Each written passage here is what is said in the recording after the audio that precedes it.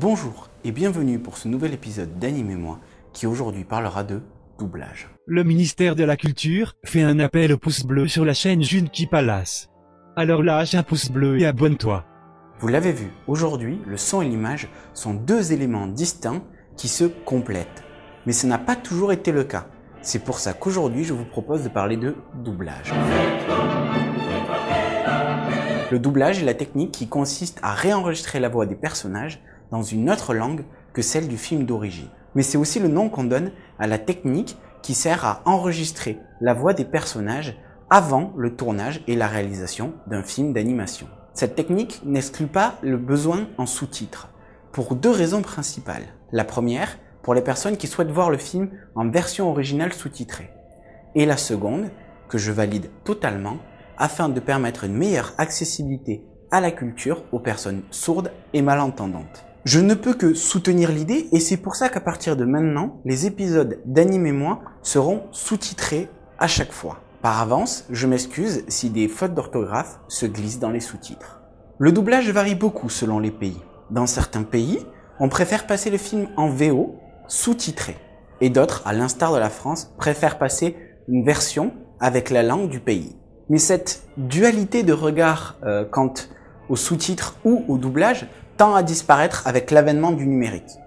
Aujourd'hui, la plupart des supports vous proposent les deux formats, que ce soit en VOD, en DVD, quand le film passe à la télé d'ailleurs, ou quand vous regardez le film sur une plateforme de streaming légale ou pas. Justement, tant qu'on parle de technique, les prémices du doublage ont vu le jour en même temps que le cinéma sonore. C'est tout à fait logique. Pour exploiter le film en dehors de son pays d'origine ou des pays partageant la langue avec celui-ci, il fallait trouver une solution et les sous-titres n'étaient pas encore justement une solution exploitable. Au commencement, le doublage en fait était un autre film. Tout restait les mêmes. Le décor, la technique, l'éclairage, le son, la réalisation, tout était exactement pareil. Seuls les acteurs changeaient pour mettre des acteurs qui parlent la langue du pays ciblé. Il n'était donc pas rare d'avoir plusieurs versions pour un même film. C'était le cas par exemple de The Doctor's Secret, et encore mes excuses pour mon accent anglais, qui n'a pas eu moins de 8 versions différentes. C'est le grand Hitchcock qui tenta pour la première fois la méthode que l'on connaît aujourd'hui, à savoir mettre une voix sur un corps différent. C'était une vraie révolution. D'abord commerciale, parce que ça réduisait considérablement les coûts de production. On avait un seul film et plusieurs voix. Mais c'était aussi une révolution artistique. En s'affranchissant du physique, du corps, mais aussi de toute la structure qui pouvait parler, on a pu exploiter pleinement le son au cinéma. Par exemple, faire parler des animaux. Un des exemples de doublage les plus marquants, les plus connus, c'est le doublage de Dark Vador. Tout le monde sait que c'est David Prowse qui est dans le costume de Dark Vador au cinéma. Et pourtant, sa voix est celle de James Earl Stone. En France, le doublage en français de films qui n'étaient pas français à l'origine se faisait dans un premier temps dans des studios d'enregistrement radio avec des acteurs principalement issus du monde du théâtre. Paradoxalement, c'est sous le régime de Vichy que le doublage se développa le plus. Malgré la répression culturelle qui sévissait pendant la collaboration, il fallait bien traduire les films de propagande allemands en français. Si lorsqu'on parle de doublage, on a tous en tête l'image d'un acteur lisant son texte sur un écran à la manière d'une soirée karaoké dans le camping de Casillac, ce ne fut pas toujours le cas. Une fois encore, il faut se replacer dans le contexte. Le doublage était une réalisation dans la réalisation. Je m'explique. Lorsque l'équipe de doublage recevait le film à doubler, il recevait une sorte de pellicule secondaire contenant le texte à traduire, mais aussi les principaux éléments techniques, les changements de plan, les cadres, les principales consignes de réalisation. Cela permettait au réalisateur de garder une forme de contrôle sur sa deuxième version de son film. La traduction est confiée à l'adaptateur. Il a un rôle très important. Conserver le sens du texte d'origine tout en le traduisant dans la langue du public ciblé. Si la maîtrise de la langue est très importante, la maîtrise du parler, du dialogue local est d'autant plus importante qu'elle permettra une meilleure traduction, une traduction plus fluide, plus réaliste du texte plutôt qu'une simple traduction littéraire.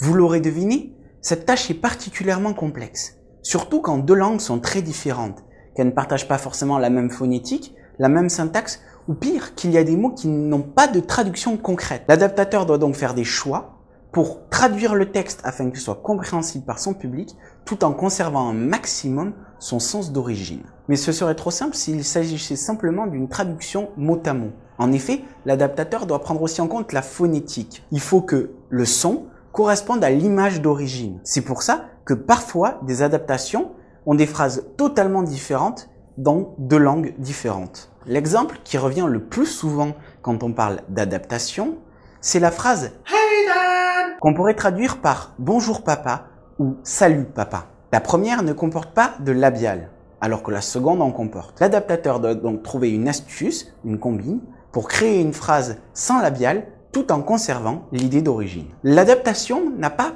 beaucoup changé par rapport à l'origine. En effet, l'adaptateur travaille toujours sur la version d'origine du film, la version du texte d'origine du film et sur les éléments techniques du film. Vous vous rappelez les éléments qu'il y avait dans la seconde pellicule du film. C'est l'adaptateur qui inscrit directement le texte en bas qui sera lu par l'acteur sur le film en VO. Pour cela, il est souvent assisté d'un technicien. Aujourd'hui, l'adaptation a encore évolué. L'acteur joue de plus en plus souvent son rôle sur la version universelle, c'est-à-dire la version sans voix. Juste les bruitages et les musiques, les ambiances. Ce qui lui permet une plus grande liberté, une plus grande interprétation. Cependant, cela reste quand même régi par les consignes de réalisation du réalisateur. L'histoire et la technique du doublage est bien trop longue pour tout vous expliquer en un seul épisode. Et si cet épisode vous a plu, je vous en ferai un suivant. Pour cela, faites délicatement l'amour à ce pouce bleu, que je sache que ça vous a plu.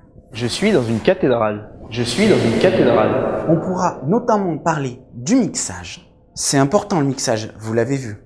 Mais on sera aussi obligé de parler du jeu d'acteur. L'acteur doit transmettre une émotion uniquement avec sa voix. Essayez chez vous. Essayez de transmettre une émotion juste avec votre voix ou en restant stoïque. C'est hyper compliqué, vous verrez. Et s'il vous prend l'envie d'essayer, n'hésitez pas à m'envoyer vos tentatives sur les différents réseaux sociaux. Qui sait, ça pourrait peut-être alimenter un épisode 2. Enfin, je dis ça, je dis rien. Si tu dis rien... Ta gueule! C'est un exercice particulièrement compliqué.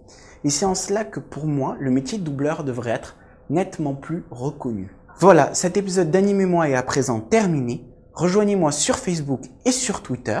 Et n'oubliez pas de vous abonner à cette chaîne. Mettez un petit pouce bleu si cette vidéo vous a plu. Et j'en profite pour vous présenter Mathieu de la page Facebook Popeyes Critique qui fera régulièrement des émissions Popeyes Critique sur la chaîne Junkie Palace. Donc n'hésitez pas à vous abonner et à aimer sa page Facebook. Faites l'amour à ce pouce bleu et je vous dis à bientôt.